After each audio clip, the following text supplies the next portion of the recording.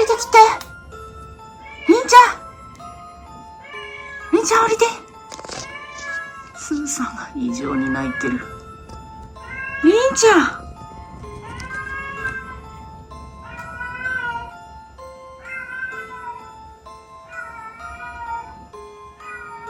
母ちゃんそこまで行けないよ。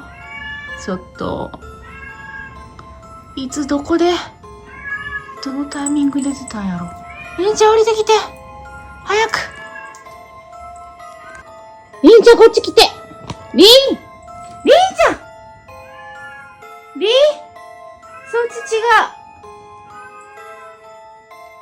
りんちゃん。ちょっと、来なさい。ドライヤーが役に立ちました。もう、本当に参るよね。多分、スーさんは出てなかったところを見ると、りんちゃんが、私が戸を開けたタイミングでさっと出たんでしょうね。全然気づかなかった。で、自分で屋根裏に行ってるはずなんだけど、降りられなくなったみたいで、私に助けを求めて、ニヤニヤ泣いてたって感じでした。で、なんか中からニヤニヤ声が聞こえるから、何かと思って入ったら、屋根裏に人がいた。何今の声。すごい声出すね。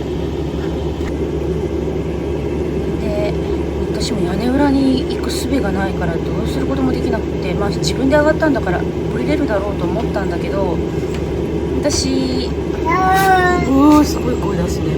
あ、血が出てるやん。なんか怪我してるな。ちょっと後で見よう。それで、すごい声出すのね、あなた。私もどうすればいいかなと思って、で、我が家にある一番大きい脚立で登ったら捕まえれました。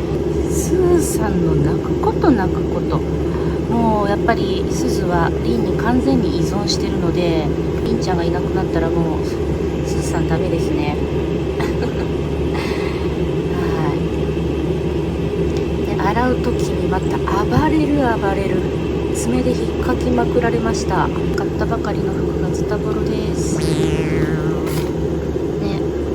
スーさん心配なんだよね。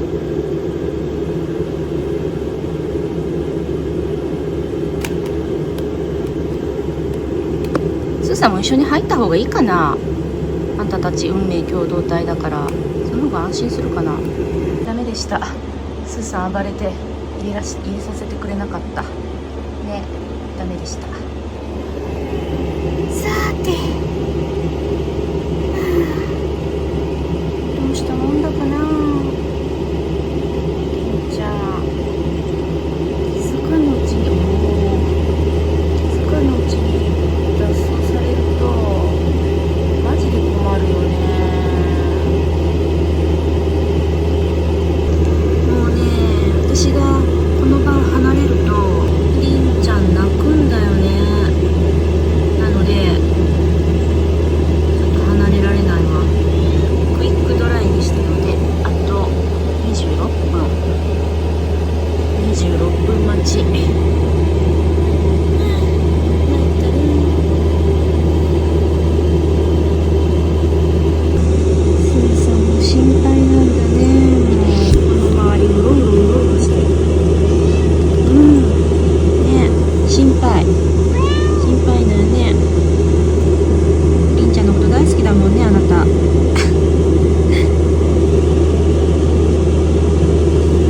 が心配よ。爪が取れたかな。あと1分。ちょっとね、防犯カメラでも見てみたんだけど、脱走するところが映ってないんだよね。一体どこから出たのかがもう分からなくって、これだとまた脱走されちゃうから困ったね。もうケージに入れとくしかないよね。あんた一体どこから出たの？テレポーテーションでもした？終わった。よいしょ。はい。ちょっとまだ乾ききってないな。まだちょっと乾ききってはないかな。どうだ？もうちょっとだね、りんちゃん。りんちゃんもうちょっとだわ。もう一回標準ドライで1時間。どっから脱走したかがよくわからないっていうのが心配で、周りを見回してみたけどどこも隙間が空いてないので、どういうことだろうな。だいぶ乾いたね。今日ちょっと天気がいいので、もうこの後天日干しじゃないけど太陽で乾かそうね。よし、はーい、よいしょ。はい、外出しました。もうすっかり乾いた。